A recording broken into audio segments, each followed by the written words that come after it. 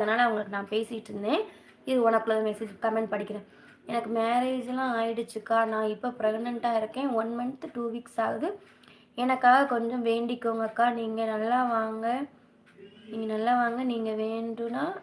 நீங்கள் நல்லவங்க. நீங்கள் வேண்டுனா நல்லது தான் நடக்கும். என் பேபி நல்லபடியாக பிறக்கணும்னு கொஞ்சம் வேண்டிக்கோங்கக்கா. எனக்கு தைராய்டு இருக்குது. அதான் பயமாக இருக்குக்கா. நிவேதா, நான் உங்களை ஓன் சிஸ்டர் எனக்கா நான் பேசுகிறேன்.